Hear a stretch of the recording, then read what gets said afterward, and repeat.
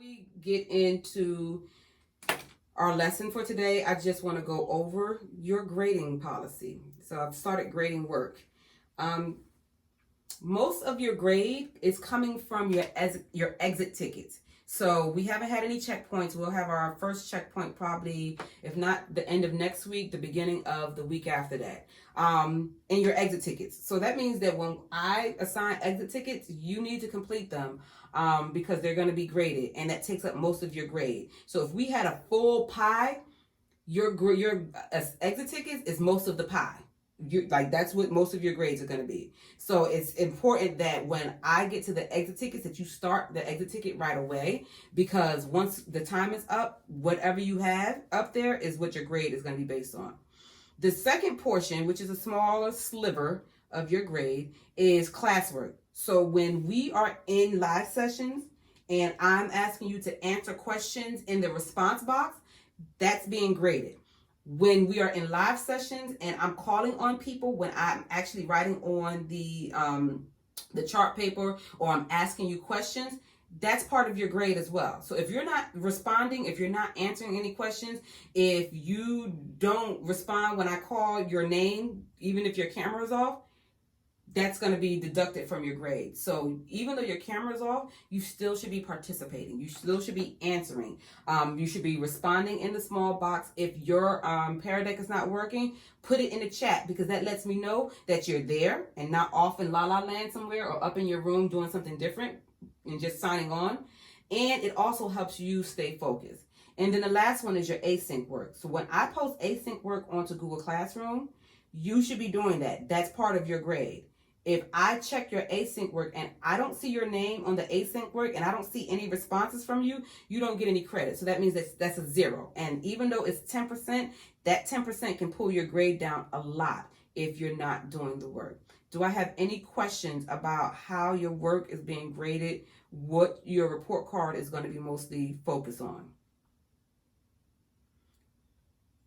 So you need to be doing this. You need to be doing the work. I understand that we're online, but you're still required to do work. Okay, so pick which one do you like better. Do you like novels better or do you like poetry better? Pick your answer on the side. Which one do you care for, novels or poetry? Remember, if you don't know, a novel is a fiction book that tells a story that didn't happen in real life, and novels are usually divided into chapters, whereas a poetry book is pretty much an artist's way of writing, an artistic way of writing. It tries to stir a reader's imaginations or emotions. The poet carefully chooses and arranges language for its meaning, with sound and sometimes with rhythm. Sometimes it could just be free-flowing. I'm still missing one of you all. I don't know who I'm missing. Okay, all 12 of y'all up here. Yes, I love it. All right, Dalen and Christian, can I get a response? Novel or poetry? Pick one. Pick one of the two. A novel or a poetry book. We got 10. Christian, where are you? Did you take a bathroom break? Are you still thinking? Are you contemplating which one you like of the two? There we go. Thank you. Appreciate it. Okay, somebody please read our learning target for today. You can come off of mute whoever wants to read it. I just need one learning target. That's what we have for today.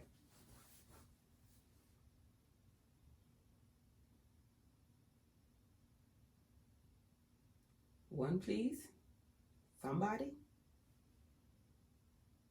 Students will be able to draw inferences from the text by using details from the text background knowledge. Good job. All right. So one person tell me, what are we actually doing today? So that means you're reading the... from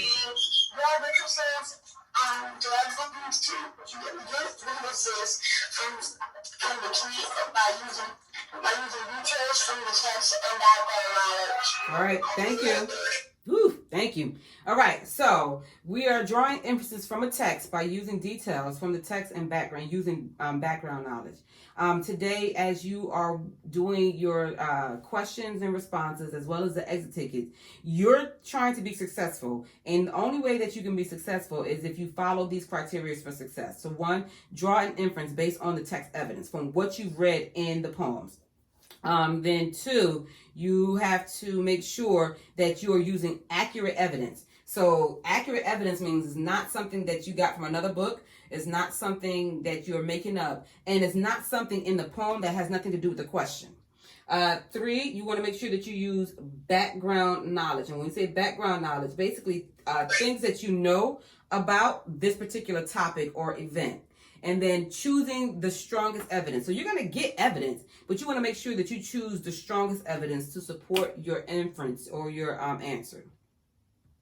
All right, so we're reading a book, and this book is entertaining. And so when we're reading a book that is meant to entertain us, we can't just look at it as just, okay, I'm not getting anything out of this. So one, the author wants to make us as readers either laugh, cry, be angry, fall in love, be happy, all of these different emotions. And they do that basically to kind of hook us in, get us all wrapped up into the book. But when an author writes, especially when they're writing for children and young adults, they are teaching a lesson. It's something that they want us to take from this book, not just to be moved by emotions, but to learn how to resolve conflicts, to learn about life lessons about growing up, dealing with life, and learning about yourself as a person. And they do that by bringing up big issues. They bring up issues. The issues can be big. The issues can be small. The issues could be something that's relevant to you, what's happening right here, like near you. Or it could be issues that may be happening in other countries. And what they're trying to do is just bring this to your attention. They also want to show you about different people, different cultures, and show how we are all the same, even though sometimes we are different. Authors also want to help young adults, children learn how to deal with trauma. Helping you deal with trauma basically helps you deal with life. And so the trauma can be anywhere from death. It could be about divorce. It could be about moving to another place. It could be about fighting. It could even be about unrest. So when I think about unrest, I think about the hate you give. That book was centered around, like, how do young adults deal with unrest within their community? And so they use real people, events, and places, but they also use made up characters, events, and places. So in this particular book, the characters are all made up, but they do talk about real people or real events and real places within the book. In some books, they use pictures, lots of imagination, and crazy words and phrases. So sometimes you're going to get a book where they're using crazy words and phrases, but that's okay because, hey, it's a made-up story. Some books you may have pictures, some books you may not. So for this particular book, your book doesn't have pictures, but I have the graphic novel of this book, and I'm going to infuse some of those pages into our lesson so you can kind of have a picture in your head. So far, what do you think about the main character? You were supposed to read pages 3 to 10. What do you think about the main character, our main man, Josh Bell? So Alea has already started typing. She's already gone in to tell me what she thinks. And as your responses are coming up, I won't say whose response is saying what, but I'm going to read some of the responses of how people feel about the main character, Josh Bell. And I already like how people say, I think he is. I like how you start there. You didn't just give me answers or just start throwing out descriptions and adjectives. You're starting off using complete sentences. I appreciate that. So I think that Josh is a pretty cool guy. Okay. I think Josh's character is a basketball player, okay? I think he's cool. Let me see what else we have here. I think Josh really loves to rhyme. I think Josh is a good basketball player.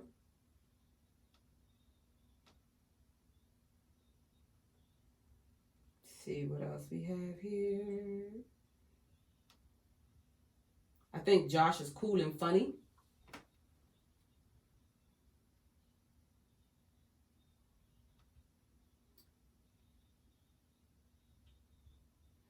I think that Josh is a pretty cool guy because he's great at basketball, and his father listens to old music just like mine. Let me say, ain't nothing wrong with old music. Old music is good music. I don't like this new music. This new music is bleh. I like the book because he uses cool language in the book. So one of the things that we talked about in the other class is that, yes, we know that Josh is the narrator of this story, but we also are looking, have to be careful not to confuse it with the author's craft. So the author's craft is basically how the author goes about writing, their style of writing. And so, yes, we may look at it as Josh rhyming and using cool words, but we also got to remember that this is Kwame Alexander's craft. This is his style of writing. But so far, I love the answers that I have up here about how you started vibing with Josh Bell. Let me see. I think he's the type of person to challenge someone in basketball, and he won't think he will lose. Yes, we'll see how true that is as we get further into the book. So I'm going to give you about 30 more seconds to finish typing before I move on, because I know the feeling of moving on when you're in the midst of typing. It doesn't feel good. You're like, I was almost done, and then it just shuts down.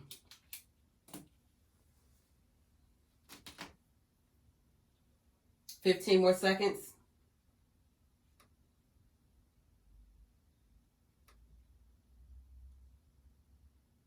5 more seconds.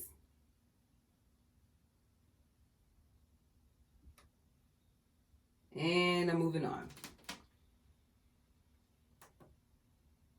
All right, so what we're going to do is we're going to be delving into just looking at who Josh Bell is as a character, and we're going to be making inferences about him.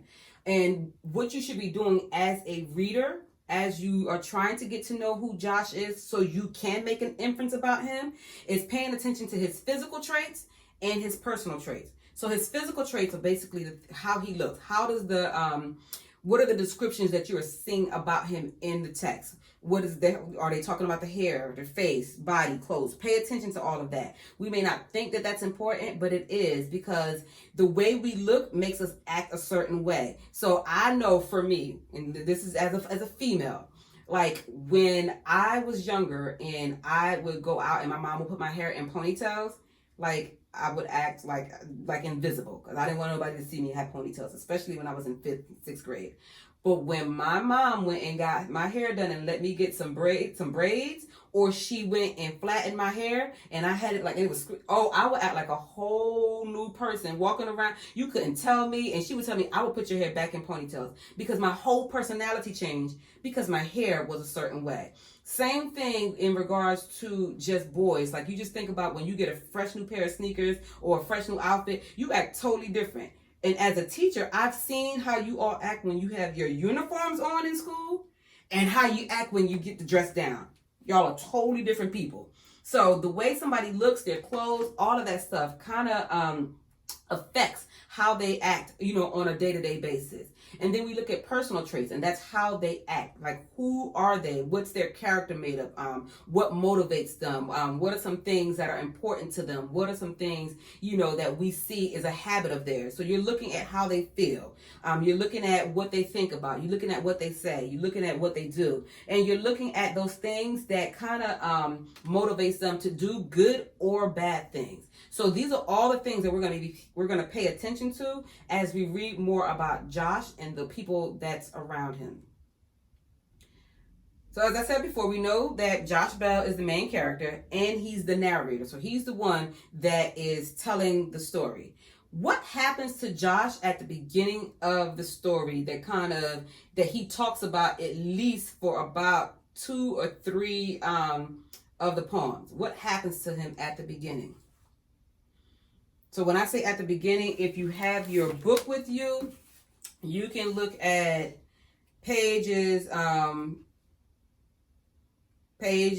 like really 4 or 5. You can look at 6. You can look at 8. So let's go to 6. Let's go to page 6. What happened to him at the beginning that he has to kind of break down for us? He takes time to break this down for us because something happened. Denaja, I'm so happy to see that you made it in because I know that it was almost that you wasn't going to come, but you here. I'm so happy to see that you here with your puffs. They look so cute. I like them. What happened to him at the beginning of the story that he talks about? Go ahead, Kensley. Right. He gets a nickname, and he gets a nickname, and pretty much he has to explain to us, about his nickname. So based on the fact that he takes like at least two poems to explain it to, is the nickname important to him, or do you think like the nickname is not really a big deal to him?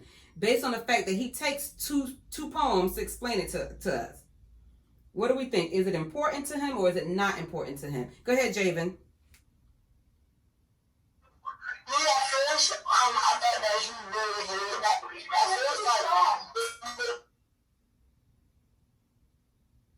So I can't hear you. All of a sudden it just went out. So what I want to know is the nickname important to him or is it not important to him? That's what I want to know. Is it important or is it not important? Go ahead, Javen.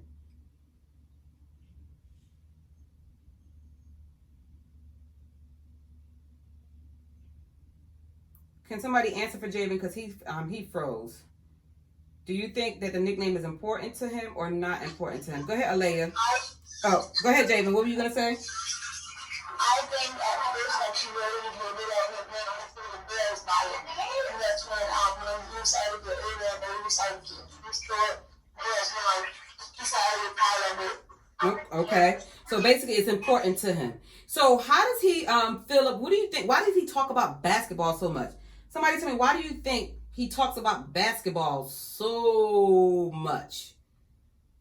Because we hear about it a lot. Go ahead, Alea.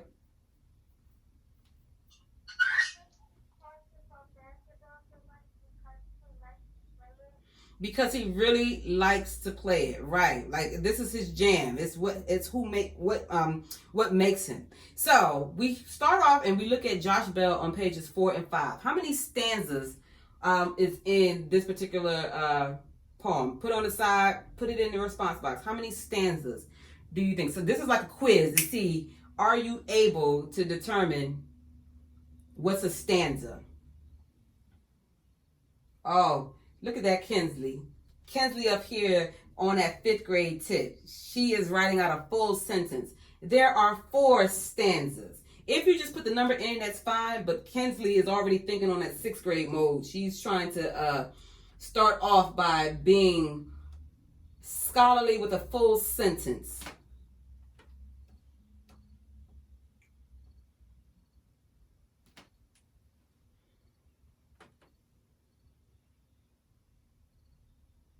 So remember, a stanza is pretty much like the paragraph of a poem.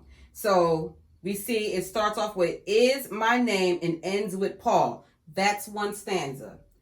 Next stanza starts with remember, ends with fly. That's the second stanza. Next stanza starts with mom, ends with net. That's the third stanza. Last one starts with if, ends with buyer. That's the 4th stanza. So there's a total of 4 stanzas in this particular poem. 4 stanzas. Remember, stanzas are like all grouped together. Lines are basically the each sentence. So as it goes across. So there's 1, 2, 3, 4, 5, 6, 7, 8, 9, 10, 11, 12, 13, 14, 15, 16, 17, 18, 19, 20, 21, 22, 23, 24, 25, 26, 27, 28, 29, 30, 31, 32. There's 32 lines, but there's only 4 stanzas. So please remember that. 4 stanzas, 32 lines. Good job. I got about 11 of 13 that responded. All right, so today's skill target that we're working on is making inferences. And for the most part, you all are good at making inferences. People make inferences every day because we're guessing what people are feeling. We're guessing what people are thinking. We're guessing what people are going to say next. We're guessing why people do certain things. But when it comes to books, we got to make sure that we're able to explain where our guess is coming from.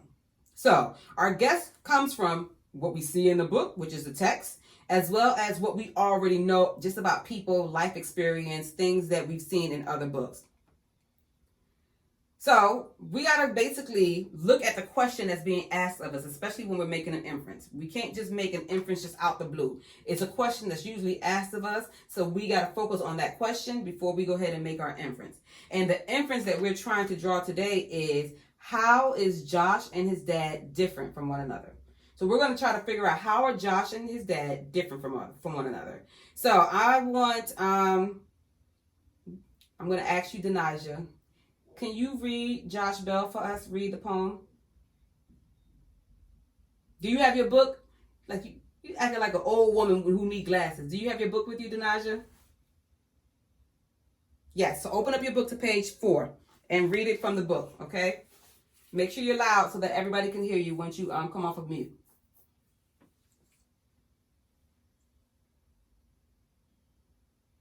You're still on mute.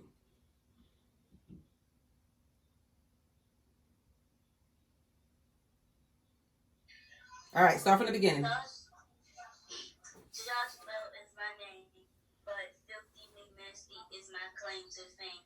Folks call me that because my game's acclaim. So downright dirty, it'll put you to shame. My hair is long, my height is tall. See, I'm the next Kevin Durant, LeBron, and Chris Paul. Remember the greats, my dad likes to glow. I thought with magic and the goat. But tricks are for kids, I reply. Don't need your pets, my game is so fly. Mom said. Mom says your dad is old school, like an old Chevette. You're fresh and new like a red Corvette. Your game is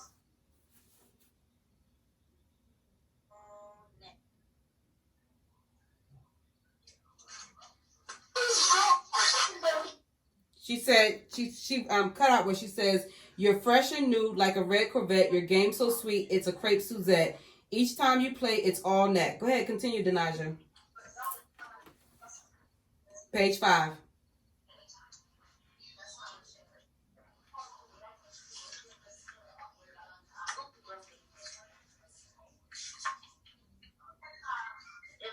If anyone else called me fresh and sweet, I burn mad as a flame. But I know she's only talking about my game. See, when I play ball, I'm on fire. When I shoot, I inspire. The books for sale, and I'm the buyer. Thank you so much, Denasia. That was our first read aloud from one of the classmates, and Miss Manny didn't have to read. I appreciate you, Denasia. All right, so now we have to basically be able to make that inference of Josh and Dad. So this inference basically is a comparison between the two. We are comparing Josh to his dad, and okay, Talia, everything that we're going to be reading, Talia, is all going to be on online for today, because I figured that everyone might not have their books yet. I got you. So pretty much we're looking at comparing them, and when we're comparing them, we're trying to find the stanza that we see the most comparison from. So which of the stanzas do we see the most comparison from? Is it first stanza? Is it the second stanza? Or is it the third stanza? And that means we are seeing that both Dad and Josh are being compared to each other. Which stanza do we see them being compared to each other? Go ahead, Alea. The third stanza. So we're going to focus on the third stanza and see what Mom is saying right here. Mom says, your dad's old school like an old Chevette, and you're fresh and new like a red Corvette. Did anyone know what those cars... So I know y'all probably know what a Corvette looks like, but did anyone know what an old Chevette looked like? Were y'all sitting there like, what's a Chevette? I've never heard of a Chevette. We're going to look at one. Hold on one second. So at the top is a Chevette, and at the bottom is a Corvette. So of the two cars, if you were 18 with your own license, which car would you want to drive? Would you want to drive the Chevette or would you want to drive the Corvette? Which of the two cars would you want to drive? Looking at the two.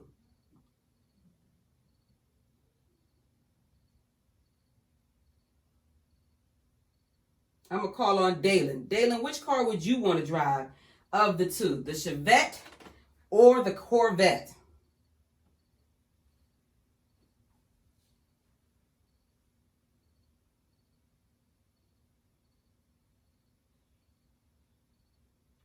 Waiting on you, Dalen. Which one would you want to drive of the two?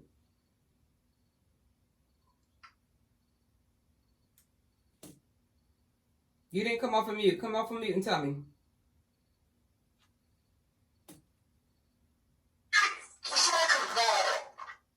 You said what?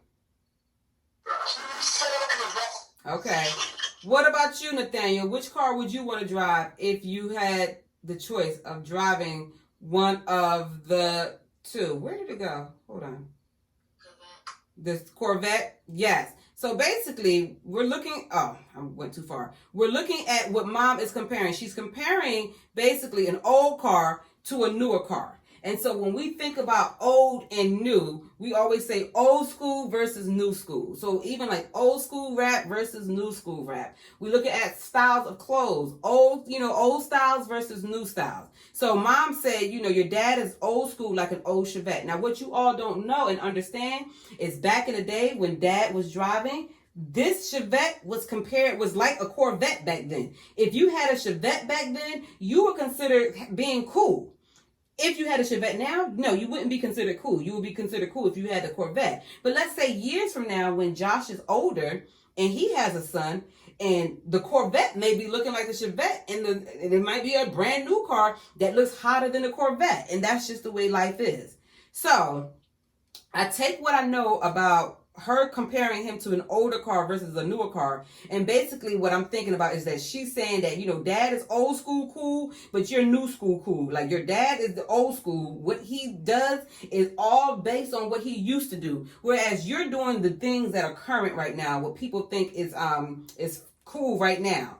And so based off of that, I would say that my inference is that in the text, mom said that your dad's old school like an old Chevette. You're fresh and new like a red Corvette. I know old school means old fashioned and fresh means dripping. Then I can infer that mom is saying Josh's dad is the original and Josh is the remake. So that means Josh's dad used to play ball. And we see that when he compares himself, he said he played with Magic, and the GOAT, who's Michael Jordan. Whereas Josh Bell is comparing himself to the newer basketball players, Kevin Durant, Chris Paul, and LeBron. So I went and took what I know, put it together what I saw in the text to make the inference that pretty much his dad is like the original where he got all of his game from, and he's the up and coming. He's the son. He's the newest form of what his dad was. So we're going to do this together with At First. So for At First, Alea, can you please read At First for me, which is on page 8 and 9.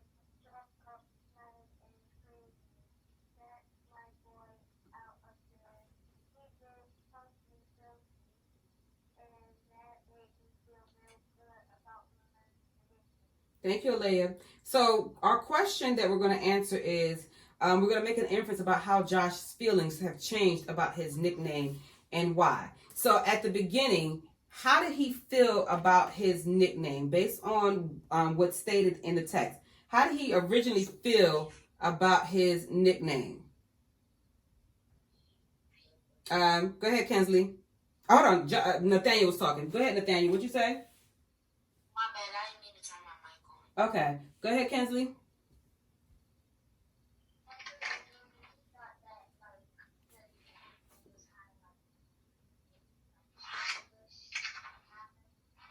He thought it was what?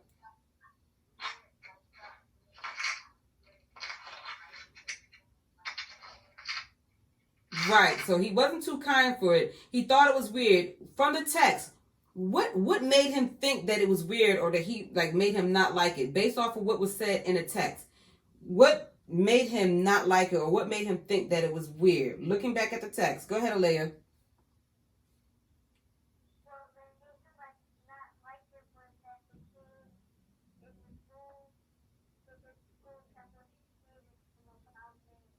Okay, so when we think about the word nasty, somebody tell me, when you think about the word nasty, what's the first thing that comes to your mind when you think about the word nasty? JL? The first thing that comes to my mind of nasty is like messy and filthy and disgusting. Right, messy, filthy, and disgusting, like ill, right? But as we continue to read on, what was his dad saying about, how was his dad using the word nasty? His dad was using the word nasty in a different way. So once we read on, which way was his dad using the word nasty? How was he using the word nasty? Kamani?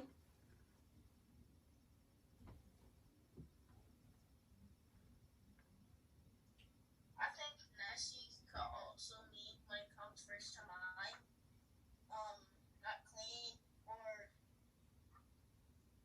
just dirty in general. Right, so that's what we originally think, but how was his dad using it? So when we think about the way his dad implied it, what was his dad trying to say when he said the word nasty?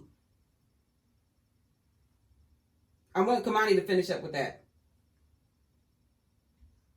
His dad was trying to imply that his game was nasty, or it could make other people look silly on the court. Right, like your game is nasty, not messy, but it is so hot out there that you got people looking like a fool on the court. So I kind of think about what is his name again? I think it's Lamar. When he goes out on the court, when he's out on the field, and they really think they're about to tackle him, and literally what they call him, he got them breaking their knees because he just automatically goes a whole different direction, and you see players fall on the field trying to catch him. So it's one of those things, like you would look at Lamar and be like, yo, his game is nasty. It not messy, but it is so good and so just great. Like his skills are so great that basically people can't handle it, and it's just or like people say, yo, that dress is bad. It doesn't mean that it's ugly. It means like it looks really nice. So we see that where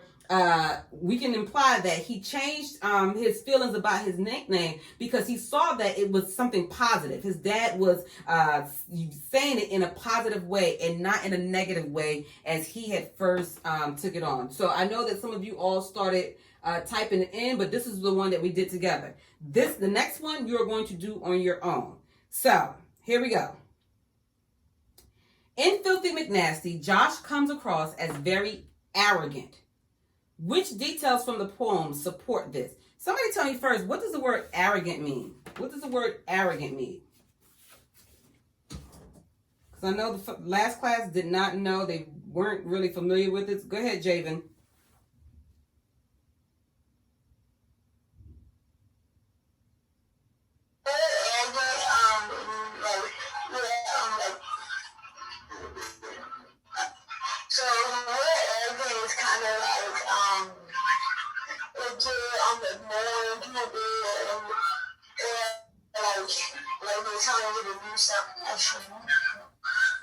Okay.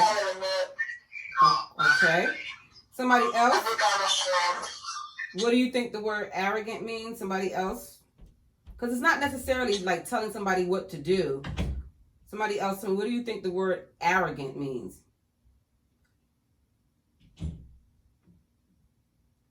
Does anyone know? I know you've heard that word, but do you know what the actual definition means?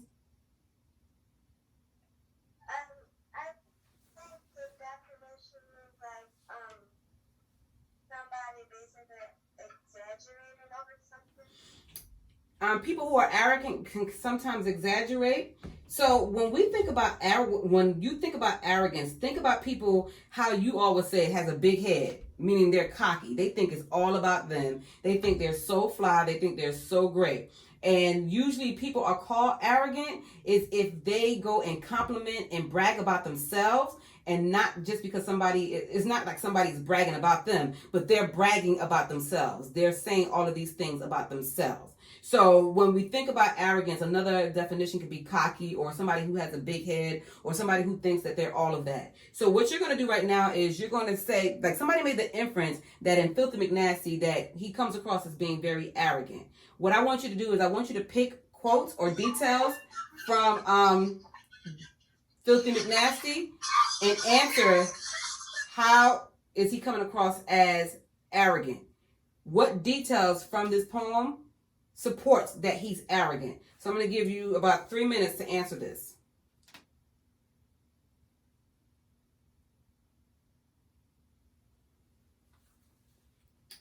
Christian has started. Nathaniel has started. Alea has started. Burgundy has started. Madison is on it. JL is on it.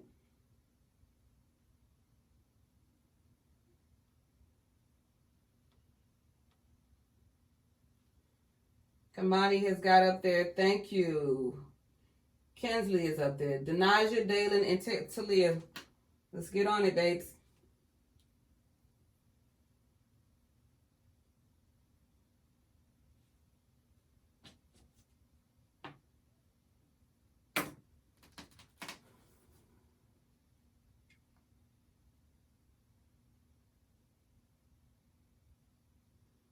Denaja, did you get kicked out of Pear Deck?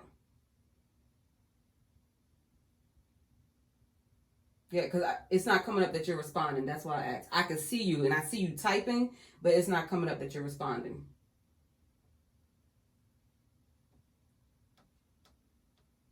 Talia and Dalen, need you on the board.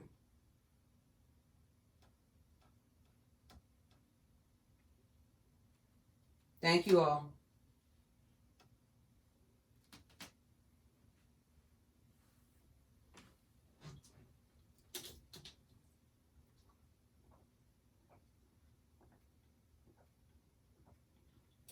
If you do not have the book, Talia, you do see the Filthy McNasty on the page, right? You can put in the chat if you could see it on your screen, because it should be up there.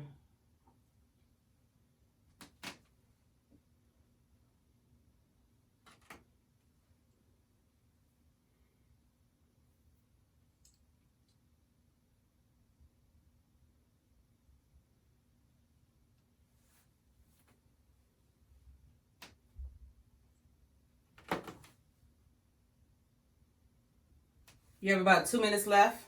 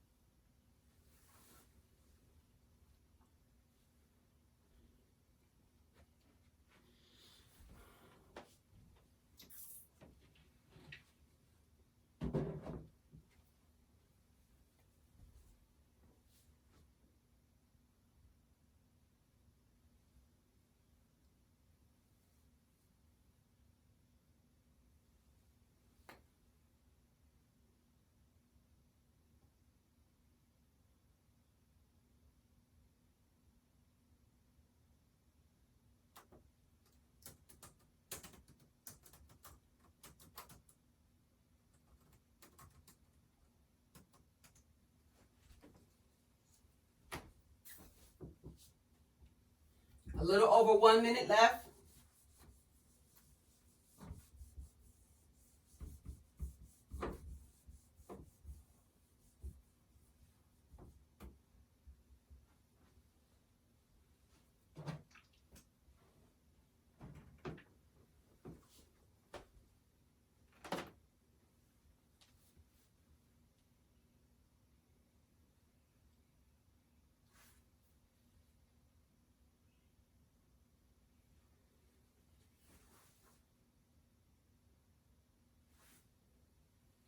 You have 1 minute.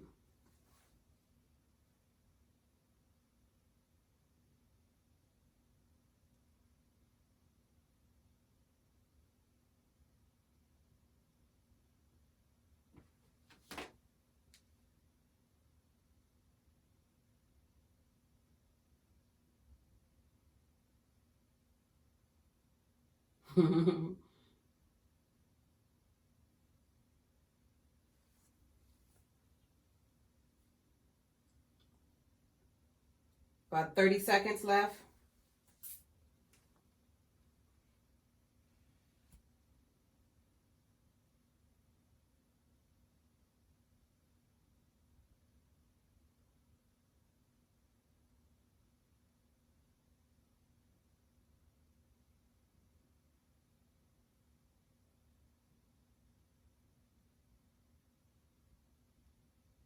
All right.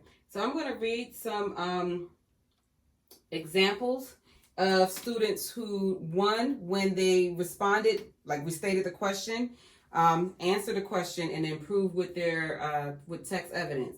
So Josh is arrogant because he brags about himself in a lot of good ways. On page 10, it says, Filthy McNasty is a mythical man-child of rather dubious distinction, always agitating combination and elevation his game. So basically, this person restated the question by talking about how he was arrogant, then went and told me what page they got their answer from and gave evidence when he says that he's a mythical man-child. So basically, he's saying that he is so out of this world that it's almost like he's unbelievable, and he considers himself a man-child, even though he doesn't look like he's that old. Let me see another one. I see here on page 10, it is when Josh comes across as very arrogant. For example, it says Filthy McNasty is a mythical man-child, or rather dubious distinction. So somebody used that one as well. Another one said that this one is good, but you need to be able to explain what you're saying. It says, in the text it says, because when Filthy gets hot, he has a slammerific shot. And he says that because he is bragging about himself. So you would want to start that off by saying that Josh comes across as arrogant because in the text it says, when Filthy gets hot, he has a slammerific shot. And he says that because he is bragging about himself. And I love that the person whose answers I'm reading actually went back in and is actually correcting their mistake. I love it. But yeah, so you want to make sure that you restate your question within the answer. You don't have to say, why does he come across as arrogant? Just say, he comes across as arrogant in Filthy McNasty because, and then you talk about what's said in the text. I like the fact that the person says, she's correcting it, he comes across as arrogant, gives the evidence, and then explains that it's arrogant because he is bragging about himself. So whenever you're answering questions, just making sure that you are addressing the question, basically saying what the question is talking about, an example, and then explaining. Good job. All right, Talia, I'm going to put the code back in for you.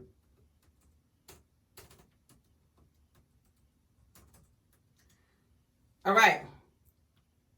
Moving on. Why do you think the first section of this book is called Warm Up? Who either plays sports or watches sports on television can tell me about what happens during the warm-up session of a game. What happens during the first of all, when does the warm-up session happen? And what happens during the warm-up session? Let me see who I'm going to call on right now. Who am I going to call on? Christian, are you there, love bug? Are you there, Christian? Christian. Checking in with Christian, are you there? What happened? When is the warm-up session of a game, Christian? Is it at the beginning of a game, in the middle of the game, or at the end of the game? I don't got it yet. No, I'm saying in any game. In any game, like if you're watching a football game, a basketball game, when is the warm-up session of a game? Is it at the beginning, the middle, or the end? The warm-up session normally is training, Right. But is it at the beginning, the middle, or the end of a game?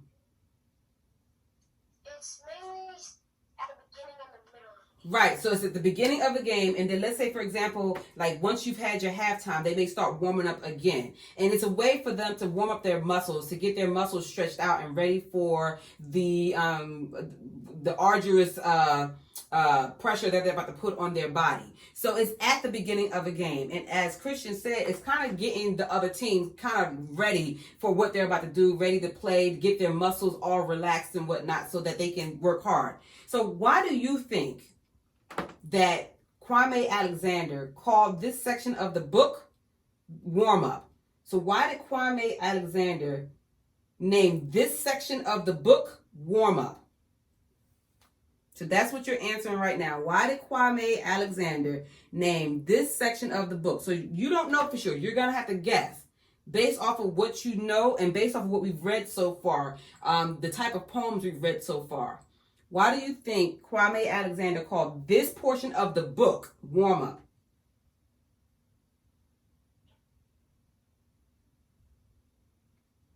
Don't tell me what warm up sessions are. Tell me, why do you think he called this portion of the book warm up?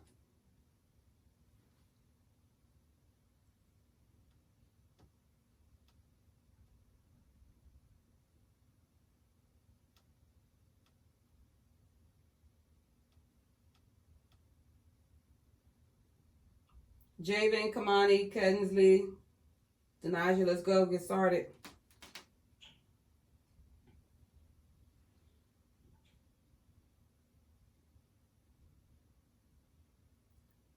Good start, Alea.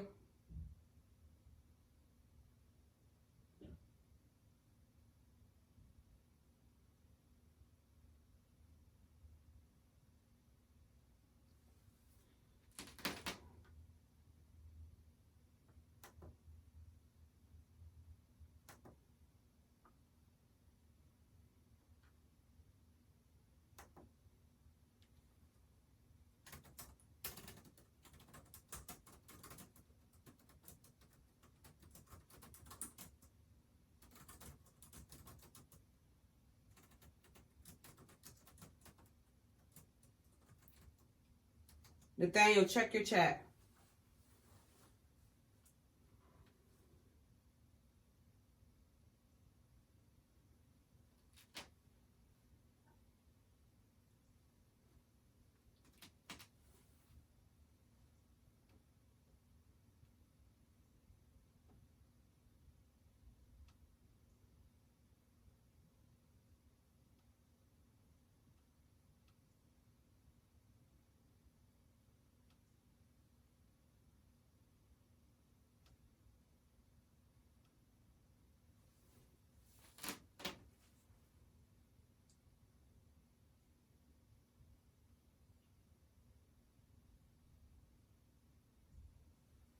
You have another 2 minutes.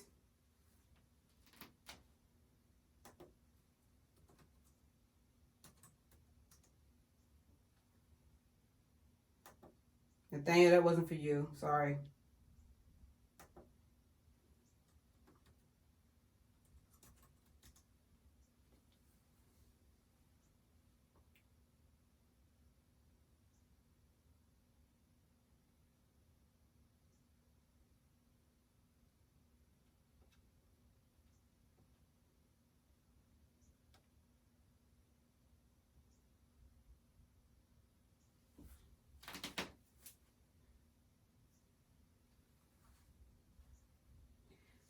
All right, so I'm going to read an answer that is like right on the money. I think he named this part warm up because Josh is telling us stuff about him in the beginning. So that's like a warm up. Good job with that, Dalen. Let me see who else.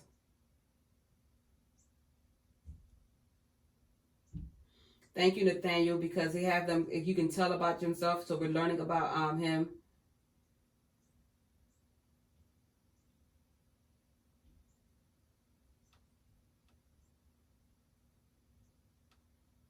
So we are seeing that him talking about his game, But Dalen is very on point with it, that basically it's at the beginning of the book and we are learning all about Josh right now. We're learning about who he is as a person, what's important to him, and why it's important to him. So being that it's the beginning of the book, we're learning about Josh. Who else do you think we're going to learn about in the warm-up section? Who else do you think we're going to learn about in the warm-up section of this? Because this whole first section is called warm-up. Who else do you think we're going to learn about?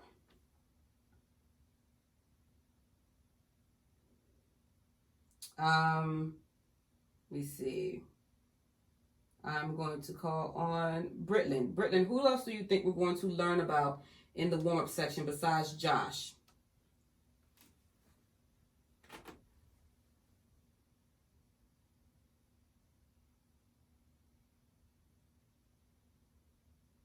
Britlin?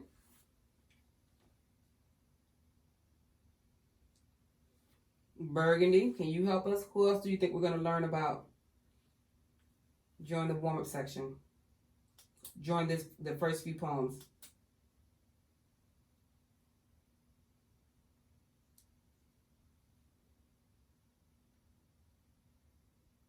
Guys, I'm letting you know, you never know when I'm going to call on you. Madison, who else do you think we're going to learn about? Josh's parents and friends. Right, probably his parents, his friends, if he has any siblings, his siblings. Good job. All right, so right now, I want you to take next about 5 minutes to answer this question right here.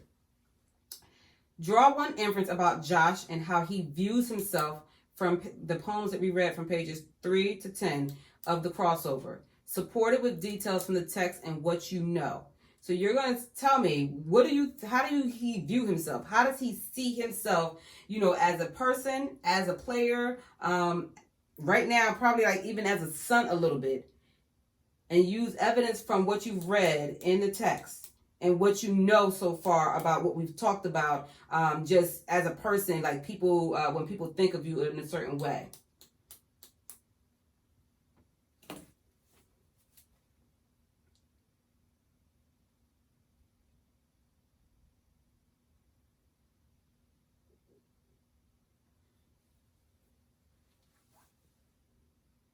Everyone should be typing. This is your exit ticket.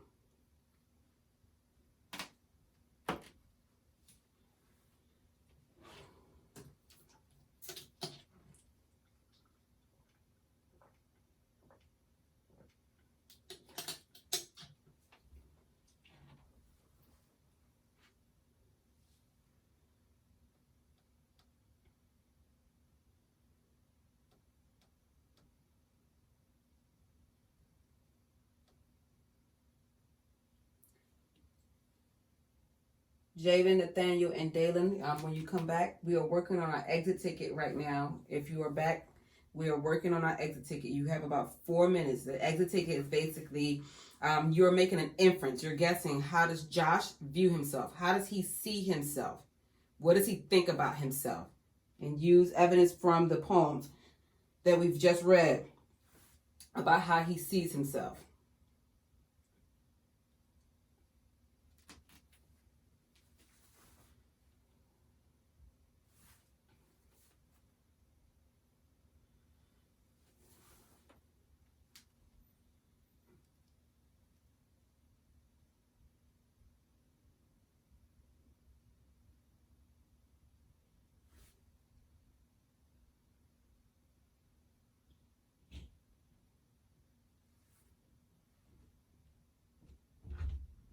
If you are just coming back, we are working on our exit ticket. In the exit ticket, we're talking about, what do you think Josh thinks about himself? What do you think Josh thinks about himself? How does he feel about himself based off of what we've read so far in the poems? What does he think about himself? And you got to make sure you use evidence from the text to prove that that's how you know that's what he thinks about himself.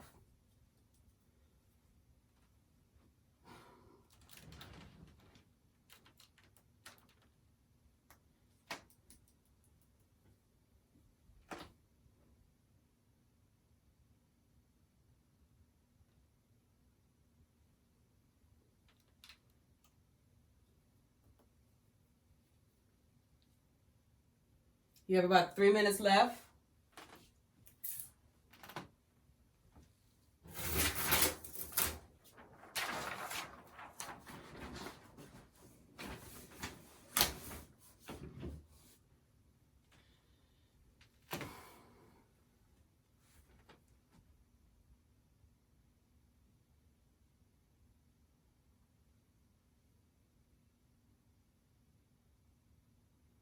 Okay, Talia, think about some things that we've read so far in the book. You could think about what is it good? Filthy McNasty. So we just read that poem. So use some of the things that you read in that poem that you can remember. And I'll remember that you. I'll put a star next to your name, knowing that you don't have the book in front of you right now.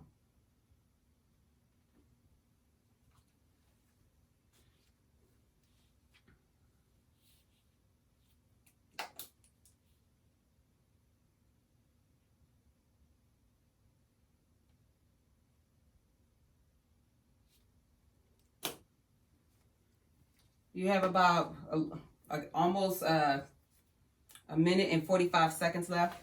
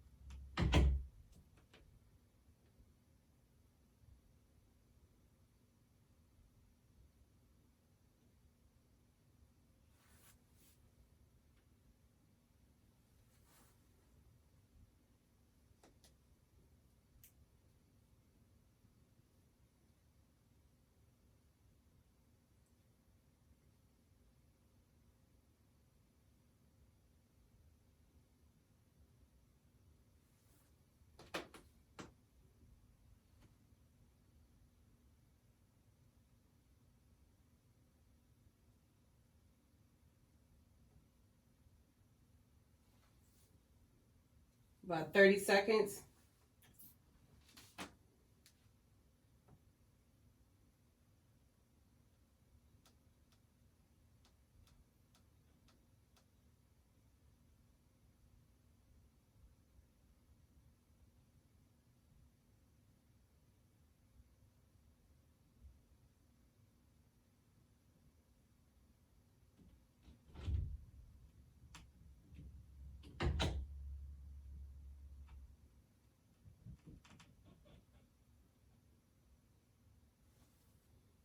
All right.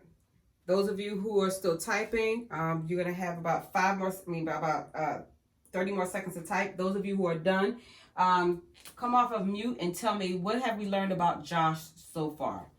Some things that we've learned about Josh so far. For those of you who are done typing. If you're still typing, go ahead. But for those of you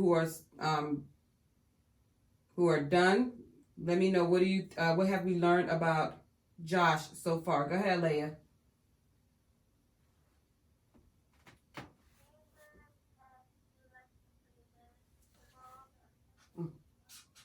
So he likes to play basketball. Someone else who's done typing, what have we learned about Josh? Go ahead, Kinsley.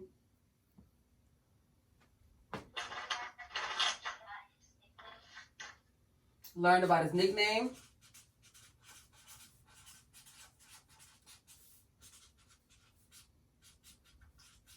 Anyone else who is off